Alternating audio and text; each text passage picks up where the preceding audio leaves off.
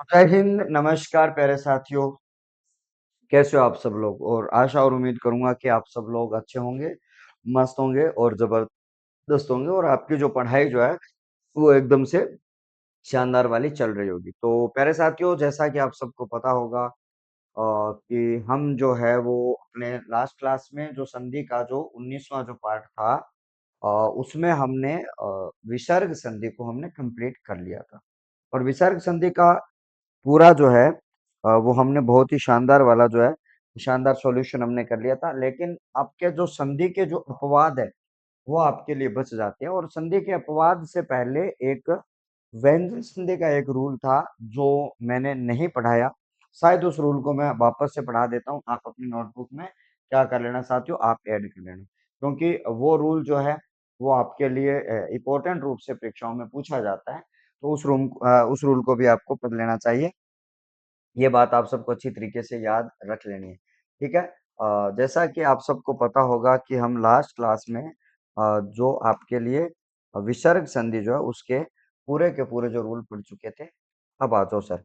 अब यहाँ पर आपके लिए सर व्यंजन संधि का एक नियम जो है वो आपका बचा हुआ है। क्या बचा हुआ है साथियों?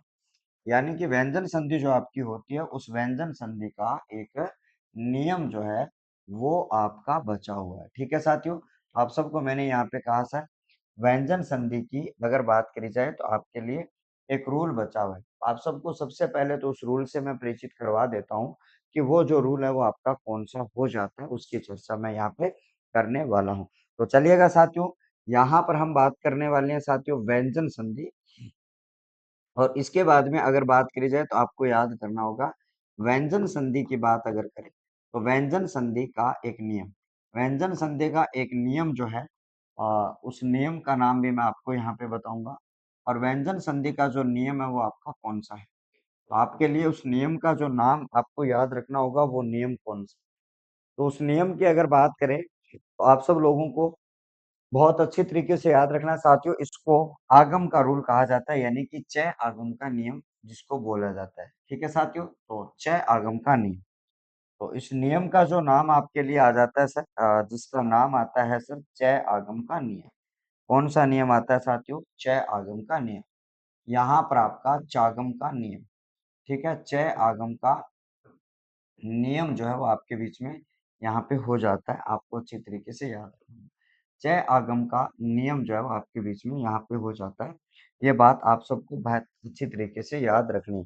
तो जैसा कि मान लो मैंने यहाँ पे कहा सर चय आगम का जो नियम होता है, इसमें क्या होता है, सबसे पहले ये पेंडिंग रह गया था नियम, तो आपको विशेष तथ्य डालकर या एक्स्ट्रा डालकर आप जहां पर आप लिख रहे हो उसी से आगे इसको ऐड कर देना। ठीक है, चलिए।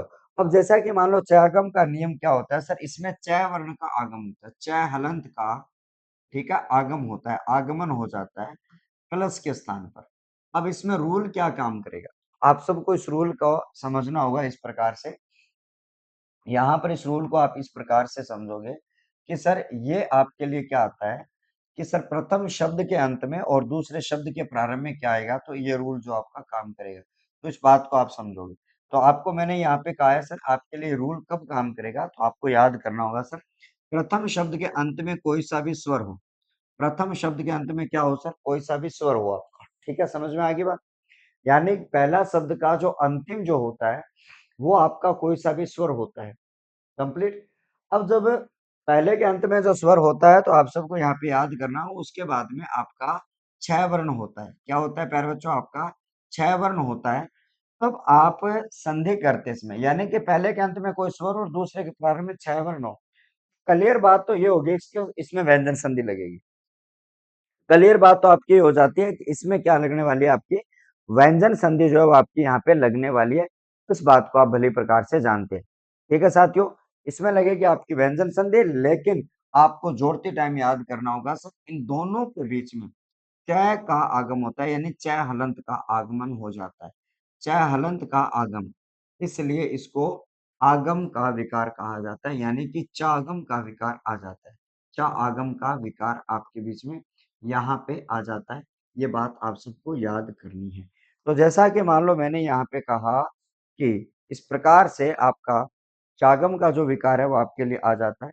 ये बात आप सबको अच्छी तरीके से याद यहाँ पे कर लेना है। ठीक है साथियों?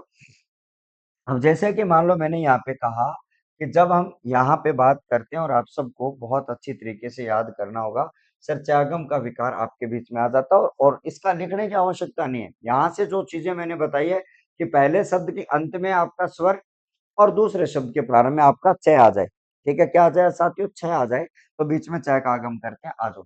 यहाँ से बनने वाले तमाम उदाहरण आपके लिए मैं यहाँ से बताने वाला हूँ। सबसे पहले आप उदाहरणों की बात यहाँ पर करेंगे। आप सबको उदाहरण जो है वो अच्छी तरीके से यहाँ पे याद करने होंगे और इन उदाहरणों की बात अगर करी जाए तो आपके लिए सबसे पहला उदाहरण आपके लिए कौन सा आता है, याद करना होगा आपको। यहाँ पर आपका आता है साथियों प्रतिधन छाया। क्या आ जाएगा सर? प्रतिधन छाया आपका आ जाता है। उसके बाद में आपको याद करना होगा सर आपके लिए, यहाँ पर आपका मातृधन आपका छाया आ जाता है। मातृधन छाया आपका आ जाता है। उसके बाद में आपका यहाँ से आपके लिए वी धन छेद आपका आ जाता है, याद करना होगा। उसके बाद में आपका छत्र धन छाया आपका आ जाता है, छत्र धन छाया, ये भी आपको याद करना होगा। और उसके साथ साथ में आपको याद करना होगा छत्र धन छाया के बाद में आपका आ जाता है साथियों वृक्ष छाया। यहाँ पर आपका आता है साथियों वृक्ष छाया। अब जब हम यहाँ पे बात करते हैं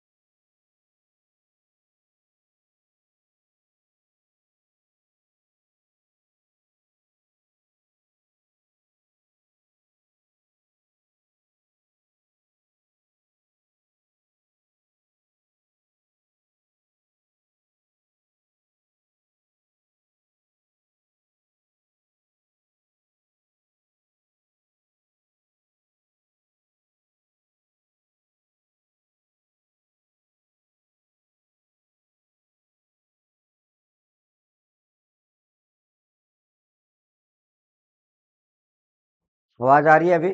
चलिए। अब जैसा कि मान लो आपने इस रूल को अच्छी तरीके से नोट डाउन कर लिया होगा और उससे बनने वाले जो बहुत सारे उदाहरण आपके बीच में आते हैं और उन उदाहरणों की चर्चा मैं आपके लिए यहाँ पे करने वाला हूँ। चलिए, अब यहाँ से आपके लिए अगले पेज पर हम चलते हैं सर और आपके लिए कुछ और उदाहरण इसी रूल से बनने वाले हैं, ठीक है? तो आपका वैसे देखा जाए तो मैंने रूल प्रॉपर रूप से बता दिया ये है क्या और इसमें क्या ये परिवर्तन होता है। जैसे कि आपका अ, अणु और सार आपका आते हैं, उसी प्रकार से आपका अणु और सरण आपका शब्द यहाँ से आ जाता है, ठीक है? उसी प्रकार से आपका और आपका स्मरण जो शब्द है वो आ जाता है, याद करना होगा। इसमें खासकर पहला जो शब्द आपने बात करी थी, वो आपके लिए एक तरीके से उपसर्ग ही आपका आता है और उसके साथ में अपने बात करेंगे आप सब लोगों के बीच में, तो आपका अनुसार, अनुसरण, आस्मरण और उसके साथ में आपका प्रतिस्मरण भी आपका यहाँ पे आ जाता है और उसके साथ में आपका इसके बाद में आपका वे और इसके साथ में आपका सृजन जो शब्द है वो भी आप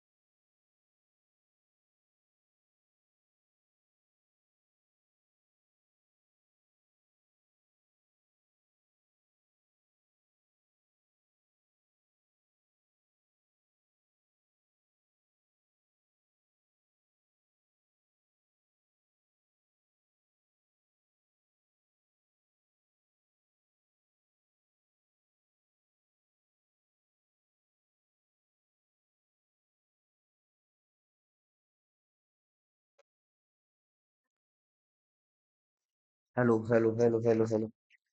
आवाज पता नहीं कितनी देर से गायब है, कोई बात नहीं। अब यहाँ पर अपने बात करते हैं, रूल लिखा हुआ है उससे आप शायद समझ गए होंगे। अपवाद से हमारा मतलब ये होता है, अपवाद से हमारा मतलब ये होता है कि जहां पर संधि का रूल नहीं लगता। अपवाद से हमारा मतलब ये होता है कि जहां पर संधि का रूल न लगे। अपवाद का मतलब नियम न लगे, कि जहां पर नियम सही न लगे, ठीक है? नियम सही न लगे, तो अर्थात जो नियम जो है वो आपका सही रूप में नहीं लगते, तो वहां पर उसको क्या कहा जाता है? तो वहां पर आप सब लोगों को पता होगा कि जब आपका नियम जो है वो बहुत अच्छे तरीके से नहीं लगता है, तो आप सब लोगों को अच्छे तरीके से याद करना होगा साथियों। जी, अच्छी तरीके से आपको याद करना होगा कि लगभग जो आपका है यहाँ पर, कि इसको आप कैसे बनाओगे। तो आप सब लोगों को यहाँ पे याद करना होगा। तो जैसा कि आप सब लोगों के बीच में, ठीक है, आपके उदाहरण लिख रहा हूँ मैं और उस उदाहरण में कौन सा नियम लगना चाहिए था और कौन सा लग गया, वो मैं आपको यहाँ पे बताने जा रहा हूँ। सबसे पहले मैं आपके लिए कुछ एक उदाहरण नोट कर रहा हूँ, उन उदाहरणों की चर्चा हम करेंगे। तो आपके लिए सबसे पहले हम इन उदाहरणों की चर्चा हम करते हैं और आप सब लोगों को ध्यान में रखना होगा कि सर आपके लिए उदाहरण आपका कौन-सा आ जाता है, वो कौन-सा आ जाता है, जैसे कि आपका सार के साथ में आपका अंग शब्द है वो आपका यहाँ पे आ जाता है। उसी प्रकार से, ठीक है, यहाँ पर आपका कुल के साथ में आपका उल्टा शब्द है वो आपका आ जाता है, ठीक है। यहाँ पर आपका मार्च के साथ में इंड शब्द है वो आपका यहाँ पे आ जाता है, ठीक है। उसी प्रकार से आपका अप के साथ में आपका अंग शब्द है वो आपका आ जाता है, ठीक है। और उसके साथ में आपका सार के साथ अंग, कुल के साथ में अटा और मार्च के साथ में अन और के साथ में अंग और यहाँ पर सीमा के साथ में आपका अंत शब्द है वो आपका आ जाता है। सभी शब्दों की बात अगर मैं करूं तो यहाँ पर आपका संधि का रूल जो है वो आपका लगना चाहिए था। क्या लगना चाहिए था साथियों? सभी शब्दों में अगर देखा जाए तो यहाँ पे संधि का रूल लगना चाहिए और दीर्घ संधि आपकी होनी चाहिए। लेकिन अगर आप इनको जोड़ोगे तो देखो सारे साथी ध्यान से देखेंगे कि अब जब आप यहाँ से ए और ए जब निकालते हो तो आपका आ बनता है और शब्द आप क्या बनाओगे? सर सारंग बनता नहीं। अब यह न बनकर यहाँ पर इसके स्थान पर आपका ए हो जाता है। इसलिए इसको अपवाद की श्रेणी में रखा जाता है। वैसे अगर देखा जाए तो अगर आपसे पूछ लिया जाए इसमें संधि कौन-सी है? तो आपकी दीर्घ संधि है और आपको ये पूछ लिया जाए कि साथियों इसमें अपवाद के नियम से कौन-सा शब्द बना है? तो ये अपवाद के नियम से बना है। मतलब जिसके ऊपर संधि का रूल न लगता हो, संधि का रूल अच्छा फॉलो ना हो। अगर आप इस शब्द को ऐसे बनाते, यहाँ पर आपका सारंग शब्द बनाते, तो आपको ध्यान रखना ये आपका अशुद्ध हो जाता। नियम से तो ये बनना चाहिए था लेकिन इसमें रूल ये लग रहा है। अब आ जाओ, इधर देखते हैं आपके शब्द आपका है कुल मतलब ए की मात्रा है और यहाँ पर आपकी ए की मात्रा, दोनों का योग अगर आपका आ करोगे, आपका जो शब्द है, यहाँ पर आपका कुलाटा बनना चाहिए था, कुलाटा, लेकिन कुलाटा नहीं बनता है। इसका बनता क्या है आपका अपवाद से लय को आप क्या करते हो, आप इस आ को ए में बदल दिया जाता है और शब्द जो है वो आपका उल्टा बनता है अपवाद से। समझ में आ गई? अपवाद से ये क्या बनता है साथियों? ठीक है, हाँ जी। हाँ, अब जब हम आगे की बात करें और उसके साथ-साथ में जैसा कि आप सबको पता चले कि यहाँ से मैंने ये कहा है कि सर मार्क के साथ में आपका क्या है सर आपका ए की मात्रा और इस ए के बाद में आपका ए जुड़ जाता है और दोनों की चर्चा अगर करी जाए तो आपका आ बन गया। ठीक है? शब्द अगर देखा जाए तो अगर इस रूल के अनुसार अगर देखा जाए तो मार्तांड बनता है और शब्द की बात करी जाए तो आपका मार्तंड जो शब्द है वो आपका यहाँ पे बन जाता है। मार्तंड जो शब्द है, वो आपके बीच में यहाँ पे बन जाता है। आपको बहुत अच्छी तरीके से यहाँ पे याद करना है। उसके बाद में आपको देखना साथियों देखो, यहाँ पर अगर ए और ए की बात करें तो आपका आ होना चाहिए था, लेकिन आप अपांग शब्द की बात करते हो तो भी आपका यहाँ पे बन जाता है राइट है। अपंग शब्द की बनोगे तो भी आपका राइट है। अगर आप पांग बनाते हो तो इसमें कोई अपवाद नहीं है, अपंग बनाते हो तो इसमें एक आपका संधि का अपवाद होता है। अपांग का मतलब होता है सर आँख की कोर, ये वाली जो कोर होती है ना इसको अपांग बोला जाता है। और अपंग का मतलब शरीर का कोई भी हिस्सा आपका विकल है, खराब है तो इसको अपांग बोला जाता है। उसी प्रकार से आपका अगला जो शब्द आपके बीच में आ जाता है और आपका सीमा और सीम सॉरी सीमा है यहाँ पे, सीम लिखा है मैंने, सीमा लिखना है। ठीक है, सीमा और अंत। तो आप जब इनकी बात करोगे, आ यहाँ पर आपका आ जाता है। अगर आप इसमें सीमांत शब्द बनाओगे तो भी आपका राइट है और अगर सीमंत शब्द बनाओगे तो भी राइट है। सीमंत में आपका अपवाद लगता है और इसमें संधि का रूल लगता है। इसमें संधि का रूल लग रहा है, इसमें संधि का रूल लग रहा है। तो बाकी सारे शब्दों में संधि का रूल नहीं लगता है। तो आप सबको पता चल गया अपवाद किनको कहा जाता है? जहाँ पर रूल जो है वो सही तरीके से काम नहीं करे, उसको क्या कहा जाता है भैया? अपवाद की श्रेणी में आपका रखा जाता है। आइएगा सर, अगले पेज पर अपने और चलते हैं और यहाँ पर आपके लिए कुछ और उदाहरणों की चर्चा हम करेंगे, जो आपका इसी रूल को क्या करते हो सर, फॉलो यहाँ पे करते हो। ठीक है? चलो देखो, अब जैसा कि मान लो मैंने यहाँ पे कहा है 1 मिनट रुको।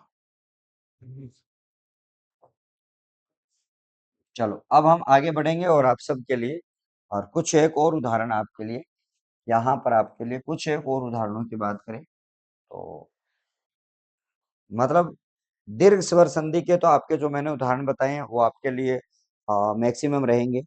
बाकी जो आपकी और संधियों के जो उदाहरण हैं उनके बारे में हम यहाँ पे बात करेंगे और चलेगा साथियों समझिएगा इनको अच्छी तरीके से और अपवाद के रूप में कुछ आपके उदाहरण और जिनको हम यहाँ पर स्थान देते हैं।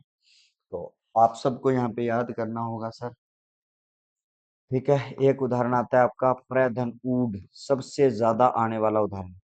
प्रधन ऊड आपका सबसे ज्यादा आता है। प्रधन ड है ये द नहीं है, प्रधन ऊड। ठीक है, उसके साथ में आपका स्वधन इर आता है इर, ये भी आपका अपवाद में गिना जाता है। यहाँ पर अगर बात करी जाए तो स्वधन ईरिणी, ईरिणी, स्वधन ईरिणी आपका आ जाता है, स्वधन ईरिणी। उसी प्रकार से आपका यहाँ पर अपने बात करेंगे सर कंठ और उसके साथ में आपका ओष्ठ, कंठ और उसके साथ में आपका ओष्ठ आता है, और उसके बाद में आपका दंत, और उसके साथ में भी आपका ओष्ठ आ जाता है, दंत और आपका ओष्ठ आता है। तो कुल मिलाकर अगर हम बात करें तो आप सबके लिए, तो सबसे पहले अगर इन सारे उदाहरणों को देखा जाए तो आप सब लोगों को याद करना होगा। ठीक है। हाँ जी। ठीक है। अब हम आगे की बात करें और आप सबको ध्यान में रखना, और जैसा कि आप सबको अच्छी तरीके से मैंने यहाँ पे कहा है कि इस प्रकार से आपका आ जाता है, और आप सब लोगों को यहाँ पे याद करना होगा सिर्फ ए की मात्रा है और यहाँ पे ऊ की मात्रा है। देखो हिसाब से देखा जाए तो आपका ये होना चाहिए था गुण संधि के रूल से, यहाँ पर गुण संधि का रूल लगेगा, लेकिन इसका भाई साहब अपवाद स्वरूप क्या बना दिया जाता है, औ बना दिया जाता है, और शब्द जो आपका प्रौढ़ बना दिया जाता है, इसलिए ये संधि का अपवाद आपका हो जाता है। यह इसमें न बनाकर इसको ये बना दिया जाता है, इसलिए इसको संधि का अपवाद यहाँ पे कहा जाता है। आपको बहुत अच्छी तरीके से याद रखनी है। चलेगा। अब जैसा कि मान लो मैंने यहाँ पे कहा कि जब हम आगे बढ़ते हैं और आप सबके लिए ए की मात्रा है, ए की मात्रा के बाद में ई दीर्घ आ जाती है, तो यहाँ पर आपका ए बनेगा, और शब्द जब आपका ए रूल से बनना चाहिए था, लेकिन यहाँ पर ए न बनाकर यहाँ पर आपका अपवाद स्वरूप ऐ बना दिया जाता है, और शब्द इसका स्वैर बना दिया जाएगा। तो ये भी आपका इस संधि का अपवाद यहाँ पे हो जाता है, याद करना। अब हम आगे बढ़ेंगे, तो अगला उदाहरण आपके बीच में फिर से वही आपका ए के बाद में ई है, तो आपका ए होना चाहिए था, लेकिन ए न बनाकर यहाँ पर आपके लिए क्या बना दिया जाता है साथियों, ऐ बना दिया जाता है। यहाँ पर अपवाद स्वरूप आपका ऐ बनाया जाएगा, और शब्द आपका स्वेरिणी बना दिया जाता है, शब्द आपका स्वेरिणी बना दिया जाता है। ठीक है, आगे बढ़ते हैं। अब यहाँ पर अपने बात करेंगे सर ए की मात्रा है, और यहाँ पर फिर से ओ की मात्रा है, रूल आपका क्या लगेगा, यहाँ पर औ बनना चाहिए था, औ। ठीक है, औ न बनाकर इसका क्या बनाया साथियों, अब आपके आदि यहाँ पर वृद्धि न होकर उसमें गुण संधि का रूल लगा दिया। अब वहां पर अगर बात करी जाए तो कौन सी संधि का रूल लगा दिया, आपका गुण संधि का जो रूल है वो आपके बीच में यहाँ पर लगा दिया। आप सबको अच्छी तरीके से याद करना होगा। तो आपका शब्द क्या बनेगा साथियों, कंठोष्ठ जो शब्द है वो आपका बन जाता है। और इसके बाद में अपने आगे बात करेंगे सेम कंडीशन। सेम कंडीशन आपकी इसमें लगती है कि सर ए की मात्रा है और फिर आपका ओ की मात्रा है। साव से अगर देखा जाए रूल से तो औ बनना चाहिए वृद्धि संधि से, लेकिन इसको औ ना बनाकर फिर से आपका ओ बनाया जाता है अपवाद स्वरूप, और शब्द जो आपका है सर दंतोष्ठ यहाँ पे बनाया जाता है। इसको भी आप अपवाद की श्रेणी में रखते हो, अर्थात इसको आप अपवाद गिनते हो। ठीक है, क्योंकि कहीं तो रू जो है वो मात्रा बढ़ रही है, कहीं पे मात्रा घट रही है, तो इसको अपवाद में गिना जाता है, आपको याद रखना होगा। ठीक है, चलो आगे की बात करें तो आप सबको अच्छी तरीके से याद करना होगा साथियों। आगे की चर्चा हम करते हैं। बिल्कुल, अभी आवाज वगैरह सब ठीक आ रही है ना? हाँ जी। अब जब हम आगे की चर्चा को हम और बढ़ा रहे हैं, तो आप सबको अच्छी तरीके से याद करना होगा। चलो नेक्स्ट अपने देखते हैं साथियों, यहाँ से कुछ और उदाहरणों की बात करें। तो जैसा कि मान लो आपके लिए बिंब, और बिंब के साथ में आपका ओष्ठ जो है वो आपका जोड़ा गया। ठीक है, उसी प्रकार से आपका मिष्ट है, और मिष्ट के साथ में आपका ओदन जो शब्द है वो आपका जोड़ा गया। उसी प्रकार से आपका शुद्ध शब्द है, और शुद्ध के साथ में आपका ओदन जो शब्द है वो आपका जोड़ा गया। शुद्ध के साथ में आपका ओदन जोड़ा गया, और उसके साथ साथ में आपका उप, और उसके साथ में आपका उप के साथ में आपका दिष्टा जो शब्द है वो आपका यहाँ पे जोड़ा गया, के साथ में दिष्टा, और स्व के साथ में आपका ग जो है वो आपका यहाँ पे जोड़ा गया।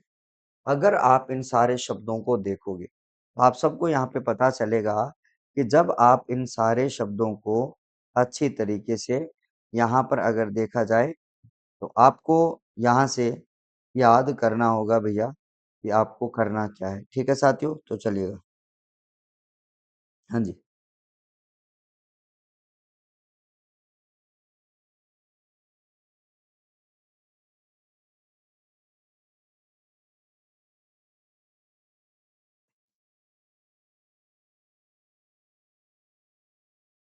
चलो भैया आगे बढ़े। अब जैसे कि मान लो मैंने यहाँ पे कहा है कि जब आप इसे शब्दों को यहाँ पे जोड़ोगे तो आप सबको बहुत अच्छी तरीके से याद रखना होगा कि जब आप इनमें रूल लगाने की कोशिश करो, देखो यहाँ पर ए के बाद में आपका ओ आ रहा है तो उसको औ बनाना चाहिए था रूल से, लेकिन औ ना बनाकर आपने इसको ओ बनाया और शब्द जो है वो आपका यहाँ पर बिम्बोस्ट जो शब्द है वो आपका यहाँ पे बन जाता है, बिम्बोस्ट बन गया। उसी प्रकार से आपका यहाँ पर ए की मात्रा है और उसके बाद में आपका ओ की मात्रा है। जब आप इसमें बनाओगे तो आपका ओ बन जाता है औ, लेकिन बनाया बनाना आपको क्या है सर, ओ बनाना है। यहाँ पर जब आप ओ बनाओगे तो शब्द आपका मिष्टोदन जो शब्द है वो आपका बन जाता है। उसी प्रकार से आपका अगला उदाहरण, सर फिर से आपका ए और ओ है तो इसको रूल से तो ओ बनाना है, लेकिन ये आपका ओ न बनाकर यहाँ से ओ बनाया गया, गुणादेश किया गया, तो आपको याद करना सर सुधोदन जो शब्द है वो आपके बीच में बन जाता है।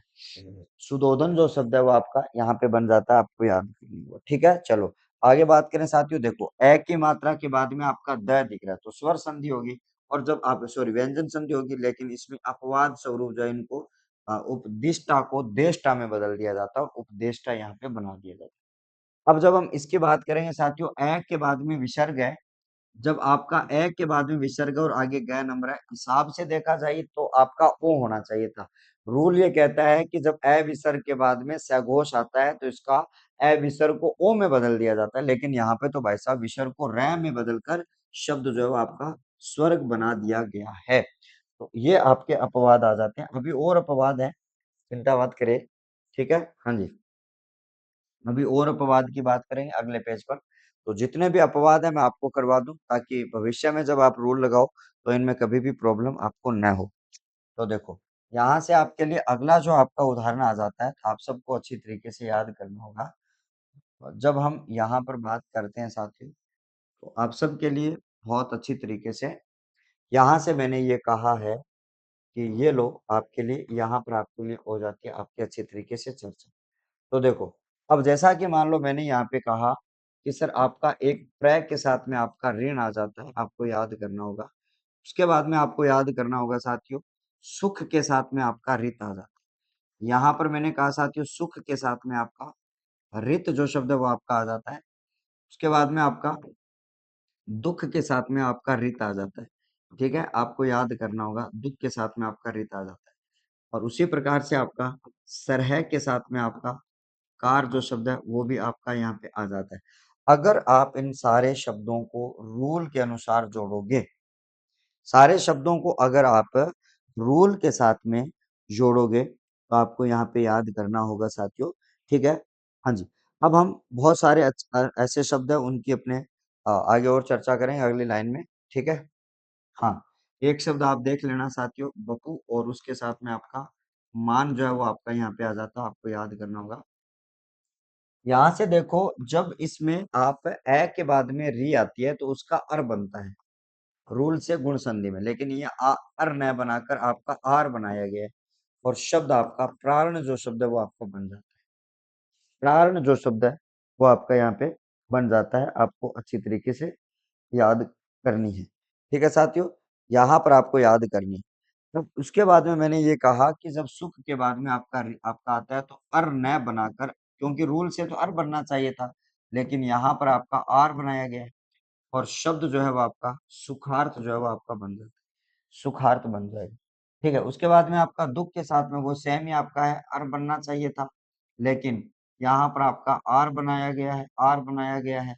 और यहाँ पर अगर बात करी जाए तो आपके लिए दुखार्थ जो शब्द है वो आपका बन जाता है। उसके बाद में आपको याद करना होगा सर आपके लिए, यहाँ पर देखो विसर्ग के बाद में आपका क है, विसर्ग के बाद में आपका क है, तो रूल से तो आपकी सत्व संधि बननी चाहिए।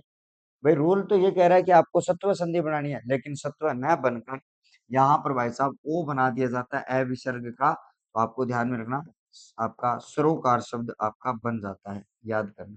उसी प्रकार से आपका उ विसर्ग के बाद में आपका है मान है, यानी कि आपका उ विसर्ग के बाद में आपका यहाँ पर सघोष आए तो वहां पे रह होना चाहिए था, क्योंकि आप देखोगे तो, लेकिन यहाँ पर इसका स बना दिया जाता है, यानी सित्वा में उसको बदल दिया जाता है। तो इसका वपुष्मान जो शब्द है वो आपका यहाँ पे बन जाता है, वपुष्मान जो शब्द है वो आपका यहाँ पे बन जाता है। ठीक है, हाँ। ऐसे ही आपके लिए और कई उदाहरण मैं आपको और बताने जा रहा हूँ। इस लाइन में आपके लिए इम्पोर्टेंट उदाहरण और आपके लिए आ जाएँगे, जिसको हम अच्छी तरीके से करने वाले हैं। ठीक है? तो देखो, सबसे पहले आपके लिए क्या आ जाता है साथियों, जैसे कि आपका आयु और विसर्ग आपका फिर से मान आ जाता है, यहाँ पे याद करना होगा। ठीक है?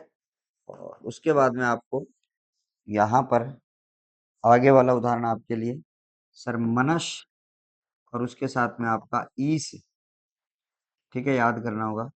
उसी प्रकार से आपका मनश और उसके साथ में आपका ईशा जो शब्द है वो आपको याद करना होगा। और उसके बाद में आपका पतत और इसके साथ में आपका अंजलि जो शब्द है वो आपको याद करना होगा, पतत और अंजलि।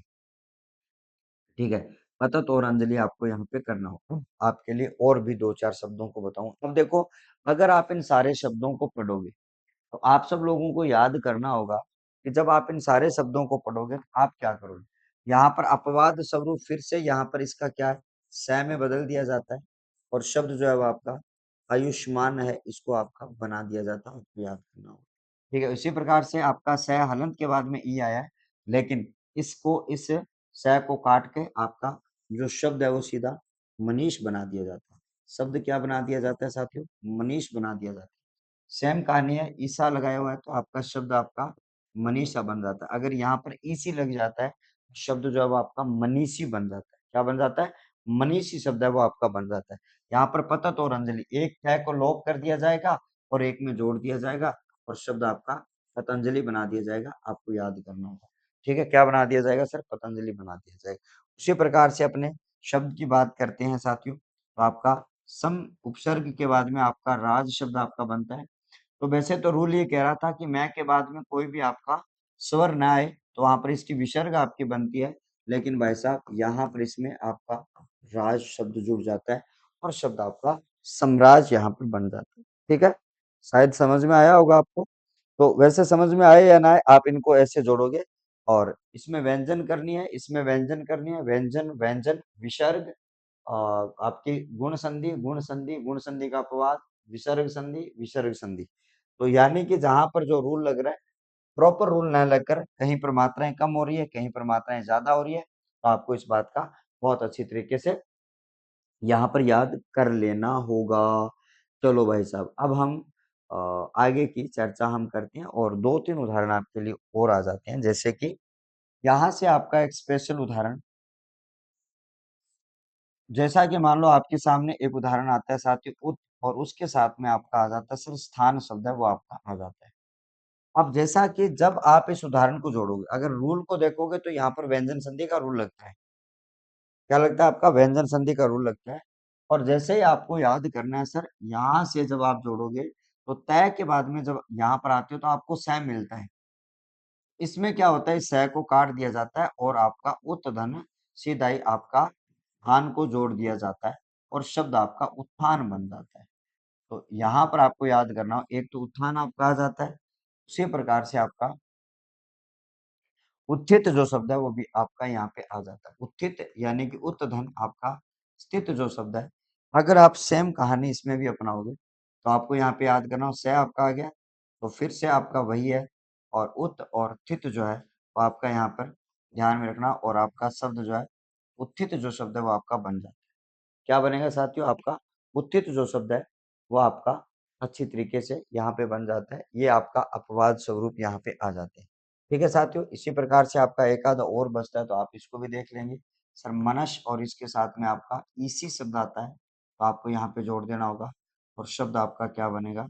सरमनीषी शब्द है वो आपका बन जाता है। ठीक है, इसी प्रकार से आपका शब्द और आ जाता है साथियों सम, और उसके साथ में आपका राट शब्द की बात अगर करें तो सेम आपकी कंडीशन लगती है और इन दोनों को सीधा जोड़ दिया जाता है और सम्राट शब्द जो है वो आपका यहाँ पे बना दिया जाता है।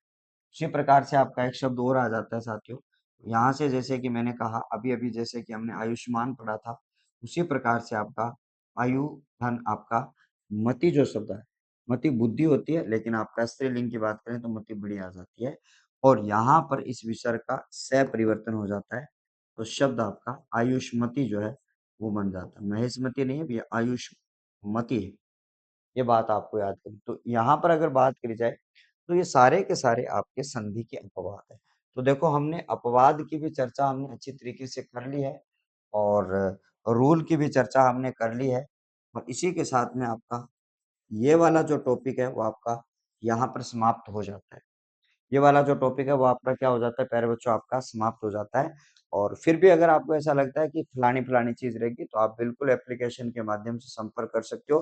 अगर कोई भी चीज़ रह जाती है तो उसमें चीज़ को ऐड और कर दूँगा मैं ऐसी उम्मीद करता हूँ, ठीक है? तो आज के सेशन में हम यहीं तक पढ़ेंगे, नेक्स्ट सेशन आपको पता है समाज से रिलेट आपका रहने वाला है। तो आप सब लोग अच्छी तरीके से पढ़ते रहिएगा, मस्त रहिए, बहुत-बहुत धन्यवाद, नमस्कार, थैंक यू।